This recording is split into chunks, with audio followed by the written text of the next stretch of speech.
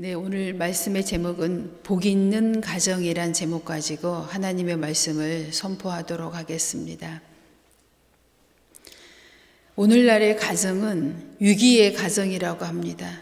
특히 우리나라의 가정이 해체 위기에 있다라고 그런 위기 의식을 느끼고 있는 사람들이 많이 있습니다. 근데 그 가정의 위기 지수를 어떻게 책정을 하냐면 전쟁이 났을 때를 그리고 전쟁이 졌을 때를 100으로 기준으로 했을 때 선진국 지수는 20에서 현재 30%인데 우리나라 가정 위기의 지수는 67%로 나왔다고 합니다. 그러니까 꽤 높은 거예요. 뭐 젊은 부부의 가정을 비롯하여서 노년의 부부의 가정에 이르기까지 가정 위기 해체 상태에 지금 놓여 있다라고 위기 의식을 느끼는 가정들이 매우 많이 있다는 것입니다.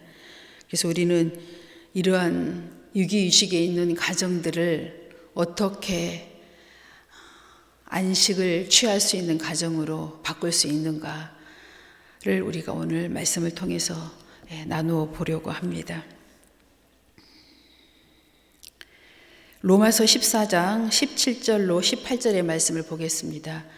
하나님의 나라는 먹는 것과 마시는 것이 아니요 오직 성령 안에 있는 의와 평강과 희락이라.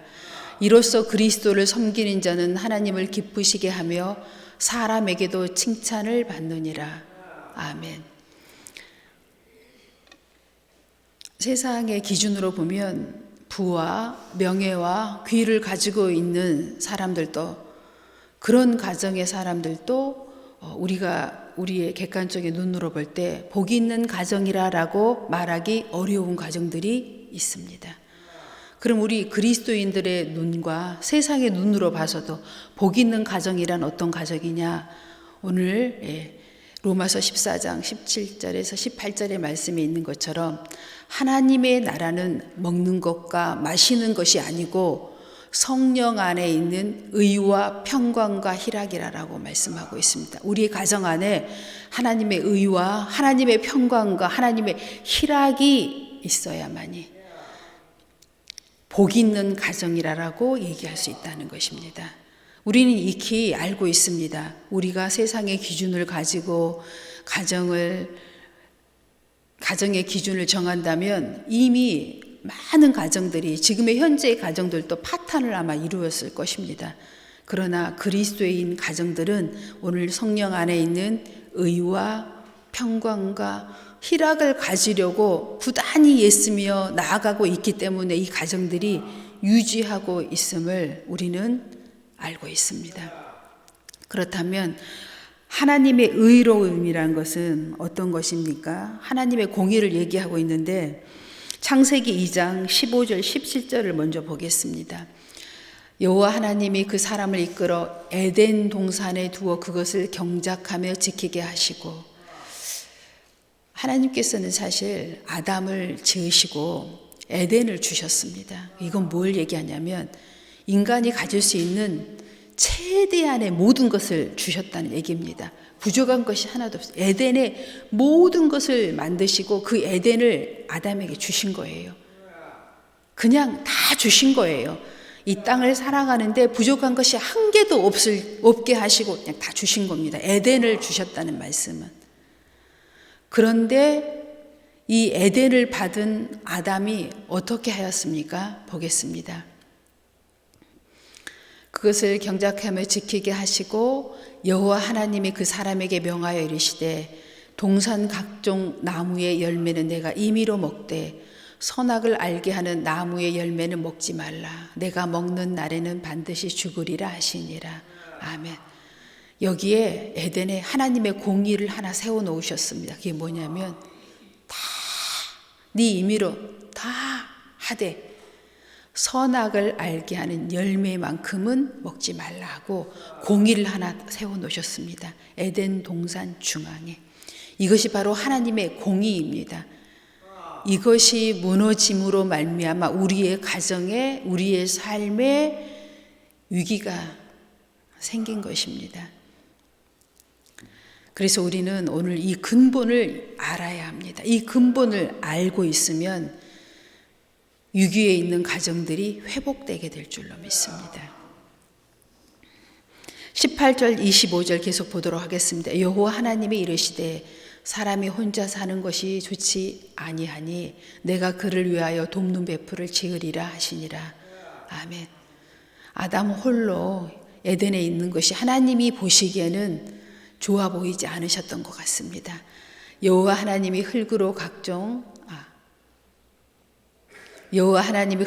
각종 들짐승과 공중의 각종 새를 지으시고 아담이 무엇이라고 부르나 보시려고 그것들을 그에게로 이끌어 가시니 아담이 각 생물을 부르시는 것이 곧 그 이름이 되었더라.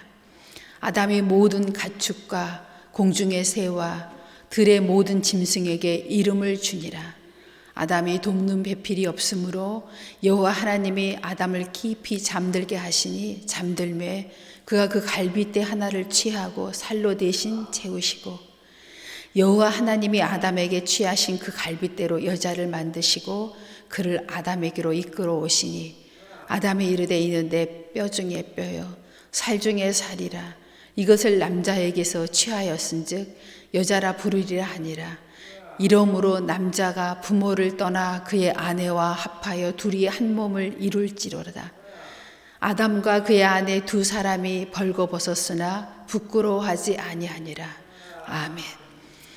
에덴 동산에 다 하나님이 보기 좋았고 에덴을 아담에게 주셨지만 보기 좋지 않은 하나가 있었는데 홀로 있는 것이 보기 좋지 않아 아담을 잠들게 하심에 갈빗대를 취하여 하를 만드시고 그에게 이끌어서 에덴을 완성해 주셨습니다. 그런데 이 둘은 벌거벗었으나 부끄러워하지 않았습니다. 왜냐하면 그때는 하나님의 공의가 세워져 있기 때문입니다. 하나님의 공의가 우리 앞에 있을 때는 우리는 하나님 앞에 하나님과 늘 하나가 되어 있는 하나님과 교통하고 관계가 이루어진 관계였기 때문에 하나님과의 의가 완전하게 세워진 상태라 부족함이 없는 상태입니다. 다음 말씀을 보도록 하겠습니다. 창세기 3장 4절로 6절의 말씀입니다. 그 세워진 공의가 무너지게 됩니다. 무너짐으로 말미암아 이들은 에덴으로부터 쫓겨나게 됩니다. 뱀이 여자에게 이르되 너희는 결코 죽지 아니하리라. 너희가 그것을 먹는 날에는 너희 눈이 밝아져 하나님과 같이 되어 선악을 알 줄 하나님이 아심이니라. 여자가 그 나무를 본즉 먹음직도 하고 보암직도 하고 지혜롭게 할 만큼 탐스럽기도 한지라.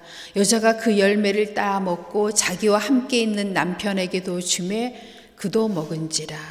아멘. 공의가 무너지는 것은 무엇이냐면 탐심에서부터 비롯됩니다. 우리가 하나님의 공의가 어떻게 해서 무너졌냐면 그 에덴 동산 중앙에 있는 선악을 본즉 그 나무가 탐스럽기도 한지라. 그것을 따먹고 그 남편에게도 줌으로 말미암아 하나님의 공의가 거기에서 이제 무너지게 됩니다.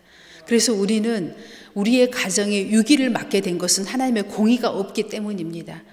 부와 명예와 귀가 없어서가 아니라 하나님의 공의가 없기 때문에 무너지게 된 것입니다. 실상은 우리가 가정이 보기에는 있는 것 같지만 그 내용을 보면은 무너져 있는 가정들이 허다합니다. 눈으로 보기에는 보여지는 곳으로는 보여 있지만 영적으로 볼 때는 무너진 가정이 허다합니다. 왜요? 하나님의 공의가 무너졌기 때문입니다. 우리는 오늘 여기에 있는 5절 탐심으로 말미암아 하나님의 공의가 무너졌지만 이제 우리가 이 공의를 하나님 앞에 세울 때 공의는 다시 가정이 위기의 가정에서 이제 반석의 가정이 세워지게 될 줄로 믿습니다. 이렇게 점심 식사를 하고 오시고 나면 대부분 이렇게 졸아요. 근데 여러분 이제 졸음이 오는 거에 대해서 제가 잠시 말씀을 드리고 말씀을 이어가야 될 것 같아요. 뭐 다 좋으시면 또 안 되잖아요. 막 대부분 졸기 때문에 내가 다 아는 말씀이라고 생각하지만 알지만 아는 말씀 안에 중에요. 모르는 말씀이 또 있습니다. 가정이 있는데 가정이 다 무너져 있다니까요. 영적으로. 하나님 보시기에. 부부가 대화가 없어요. 자녀와 부모 시간에 교제가, 관계가 끊어져 있어요. 보기만 있지 영적으로는 다 무너져 있다는 것입니다. 우리가 졸음이 오는 현상 중에 하나는 우리가 식사를 하고 나면 우리의 피가 위에 몰립니다. 그래서 뇌에 피가 없으므로 졸리게 돼 있지요. 생리적인 현상입니다. 그래서 식사를 한 이후에 예배를 드린다는 것은, 하나님의 말씀을 듣는다는 것은 생리학적으로는 매우 불합리합니다. 그렇지만 우리는 또 과학적으로 하나를 말씀을 드리자면, 탄수화물이 우리 몸 안에 들어오면 이런 현상이, 이런 자극이 심하고 탄수화물을 줄이는 순간 이런 현상은 없어집니다. 그래서 나는 하나님 앞에 온전한 예배를 드려야 되겠다 하시는 분들은 식사 양을 반으로 줄이시기 바랍니다. 졸음이 절대로 안 옵니다. 이건 생리적이고 과학적으로 증명이 되어 있는 부분입니다. 탄수화물 과다 섭취로 위에 피가 몰리고 인슐린이 심하게 나옴으로 말미암아 우리에게 졸음을 불러일으키는 것입니다. 그래서 내가 왜 이렇게 졸리냐 하면 인슐린이 엄청나게 지금 분비를 일으키면서 포도당으로 바뀌는 현상에서 일어나는 현상입니다. 그래서 탄수화물 반으로 줄이는 순간 졸음은 없어집니다. 예배 드릴 때. 그래서 여러분이 결정하시는 겁니다. 항상 믿음은 선택입니다. 내가 주는 밥을 다 먹을 것이냐, 나는 온전한 예배를 위해서 반만 먹을 것이냐. 소식하면 우리 인생이 장수한다고 합니다. 음식을 반으로 먹으면 모든 질병이 사라진다고 합니다. 병원이 문을 닫는데요. 그만큼 소식하는 것이 우리에게 유익합니다. 여기서 장수하고 싶지 않으신 분이 아마 없을 거예요. 100세, 120세까지 사실 수 있는 유일한 길은 소식입니다. 내가 지금 먹는 음식의 반으로 줄이면 지금 여러분들이 가고 있는 병원, 약, 질병 대부분에 치료된다고 합니다. 우울증까지도. 이게 다 우리의 생리적인 것과 영적인 것이 다 지금 이렇게 합해서 우리를 지금 졸음으로 막 하고 말씀을 못 듣게 하고 막 이렇게 하고 있는데, 이제 다음 주부터는 밥알을 세세요. 세워가지고 밥만 이렇게 딱 드시고 올라오면 몸이 가볍고 하나님의 말씀이 달콤하고, 잠이 달콤한 게 아니라 말씀이 달콤하고, 장수가 내게 달려오고, 건강이 내게 달려오고, 가정의 화목이 내게 달려오게 될 줄로 믿습니다. 두 번째로, 하나님의 관계에서 우리가 의가 세워져야 우리의 가정이 온전해진다고 했고, 두 번째는 화평입니다. 이 화평은 하나님과 우리와의 화평이요, 사람과 사람과의 화평이지요. 먼저는 하나님과 우리 사이에 하나님은 화평을 주셨습니다. 예수 그리스도 안에 있으면 그의 피의 보혈의 공로로 말미암아 우리는 이미 화평을 믿는 자들에게 주신 것입니다. 이 화평을 누리는 여러분 되시기 바랍니다. 다만 우리에게 부족한 것은 사람과 사람 사이의 화평이 부족한 것입니다. 지금 이 사람과 사람 사이의 화평도 우리가 이루기 위해서는 어떻게 해야 돼요? 하나님과 관계가 똑같습니다. 하나님께서 우리에게 섬김으로 예수님을 이 땅에 보내주시고 그 피로 화목을 이루신 것처럼 사람과 사람 사이에도 섬김밖에 없습니다. 가정이 세워지기 위해서는 섬겨줘야 합니다. 희생해야 합니다. 그 희생의 공로의 대가로 가정이 화평을 이루게 되는 것입니다. 이 화평이 세워지면 위기의 가정들에서 탈피하게 될 줄로 믿습니다. 고린도전서 4장 20절의 말씀입니다. 하나님의 나라는 말에 있지 아니하고 오직 능력에 있습니다. 오직 능력에 있으면 그 능력이 무엇이냐? 보혈의 피의 공로입니다. 이 피의 공로의 능력이 우리 안에 있음으로 말미암아 하나님과 우리, 사람과 사람, 가족, 고륙지친들, 이웃들과의 화평을 이룰 수 있는 것입니다. 피가 무엇입니까? 십자가가 무엇입니까? 희생이고 섬김인 것입니다. 이걸 우리가 실천할 때 하나님과의 화평과 사람과의 화평, 가정의 화평이 이루어지게 될 줄로 믿습니다. 다음으로 희락입니다. 잠언 12장 20절의 말씀입니다. 악을 꾀하는 자의 마음에는 속임이 있고 화평을 의논하는 자에게는 희락이 있느니라. 아멘. 우리가 가정이 옛날에는 대가족 중심이었어요. 그런데 요즘에는 핵가족 중심이 됐고 1인 가정도 많아졌습니다. 다시 얘기하면 의논할 사람들이 작아진 거예요. 의논이 많아야 화평을 이룬다고 나와 있는데 대화와 관계가 없어요, 요즘에. 부부지간에, 부모 자식지간에 그냥 먹고 사는 것 외에는 지금 대화가 없어요. 그래서 우리가 가정이 위기에 놓여 있다는 것입니다. 일본 사람들은 예수도 안 믿는데 좋은 가정의 모습을 갖고 있는 게 끊임없이 대화를 나눈대요. 정말 끝을 볼 때까지, 더 이상 우리 이제 할 말이 없다 할 때까지인데 우리는 좀 권위적입니다. 나라 아버지가 어머니가 이렇게 해, 저렇게 해, 뭐 이러면 끝이에요. 이렇게 하면 어떻겠냐? 너희들 의견도 좀 얘기해 보래. 엄마 생각은 아빠 생각은 이래. 너희들 생각도 좀 이야기해봐. 이렇게 끊임없이 대화를 할 때 사실은 문제점이 발견되고 거기서 다시 대화를 하고 의논하고 끝까지 문제를 풀어갈 때 사실은 해결점을 받습니다. 근데 서로 우리는 그걸 묻어두려고 해요. 그냥 꺼내려고 하질 않습니다. 더 문제가 생길 것 같아서. 그런데 중간에 더 문제가 생기고 소리가 나겠지만 사실은 대화가 필요합니다. 오늘 의논하라고 나와 있잖아요. 화평은 의논을 통해서 희락을 이룰 수 있다고 얘기하고 있습니다. 의논해야 합니다. 네. 먼저는 하나님과 의논하셔야 되고 그 다음에는 가족 간의 의논이 필요합니다. 이 의논을 통해서 우리가 화평을 이룰 수가 있습니다. 희락을 이룰 수가 있습니다. 잠언 12장 14절입니다. 사람의 입의 열매로 말미암아 복록에 족하며 그 손이 행하는 대로 자기가 받느니라. 아멘. 우리가 복 있는 가정을 이루기 위해서는 하나님의 말씀 위에 서야 되는데 정말 그 말이라는 것이 중요합니다. 어떤 말을 해야 돼요? 열매 있는 얘기를 해야 하라는 말씀입니다. 잠언 12장 18절 칼로 찌름같이 함부로 말하는 자가 있거니와 지혜로운 자의 혀는 양약과 같으니라. 아멘. 아무리 힘이 들어도 어때요? 위로의 말 한마디로 어때요, 여러분? 참 위로와 평화를 갖잖아요. 또 반대로 말 한마디로 죽고 살기도 하는 것이, 말 한마디 듣고 옥상에 올라가서 뛰어내리잖아요. 그러니까 말이라는 게 이렇게 중요합니다.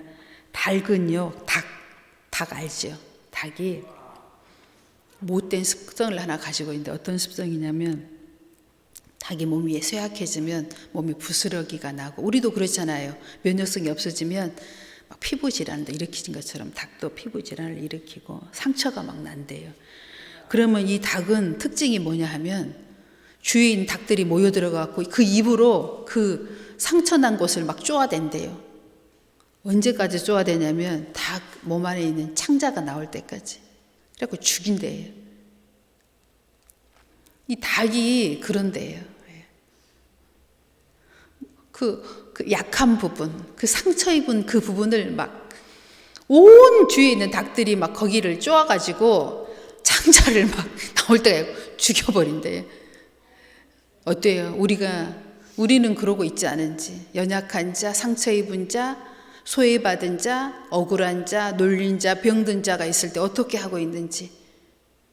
거기다 대고 막 쪼아가지고 창자까지 꺼내야 속이 막 직성이 풀리는 부류의 사람은 아닌지 한번 우리가 생각해 봐야 되겠습니다.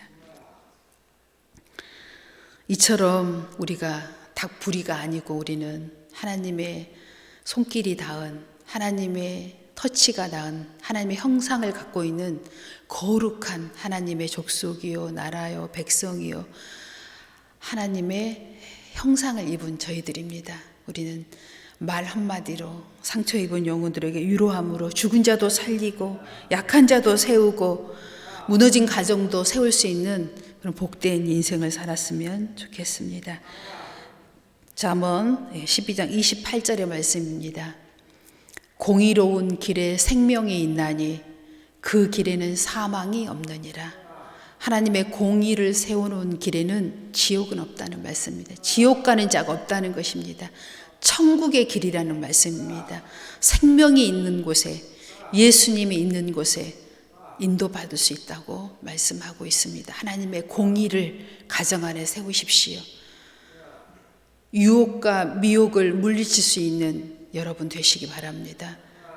내가 아무리 노력해도, 내가 힘을 다해도, 애를 써도 공의를 세우려고 해도 잘 되지 않을 때 마지막으로 한 가지 우리가 해야 될 것이 있다면 바로 회복을 하기 위해서, 나는 정말 예수를 믿으면서 이렇게도 해보고 저렇게도 해봤는데 안 해본 거 하나가 있습니다. 여러분, 금식입니다.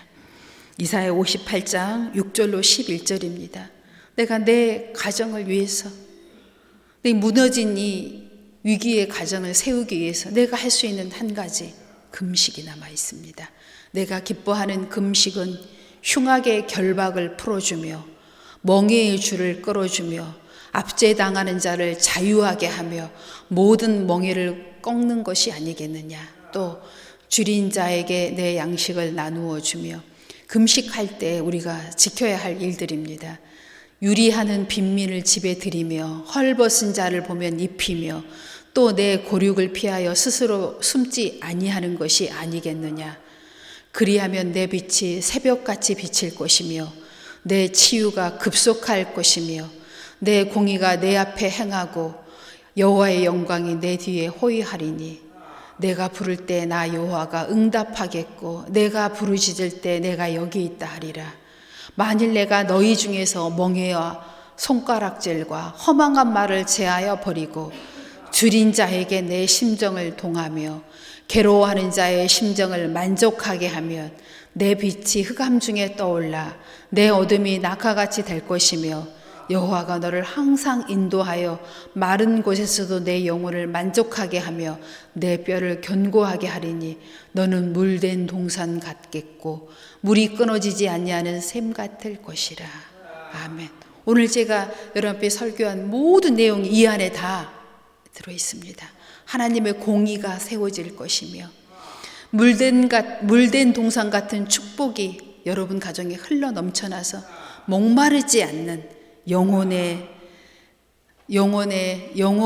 만족함을 누리고 또 육신에 보여지는 모든 것들도 풍성함을 누리게 될 것을 오늘 하나님께서 약속하고 있습니다. 마음에 다짐하십시오. 오늘 잠시 우리 기도하는 시간을 갖겠습니다. 위기의 가정이라면, 위기의 내 자신이라면 내가 영적으로 회복하고 싶고 내가 하나님과 관계를 회복하고 싶고 하나님 내게 기도할 때 응답을 받고 싶다면 오늘 이 시간 우리 가슴에 손을 깊이 묻으시고 하나님께 기도하는 시간을 갖도록 하겠습니다. 사랑의 하나님, 2023년 5월은 특별히 가정의 달, 위기의 가정, 이 나라의 민족이 위기의 가정이라는 위험한 지수에 올라와 있습니다.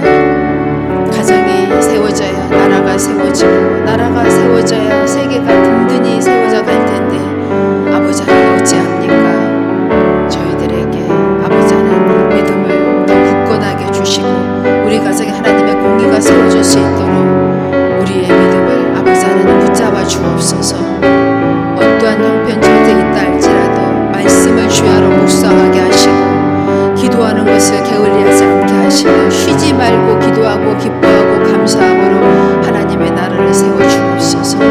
금식하며 기도하게 하시고 말씀에 따라 기도하게 하시고 금식할 때 말씀을 의지하며 붙잡고 금식함으로 온전한 가정들이 세워져 갈 때 하나님이 기뻐하시고 영광을 받게 되신 줄 믿사오니 주님 도와주옵소서. 다짐하게 하시고 뜻을 이루게 하시고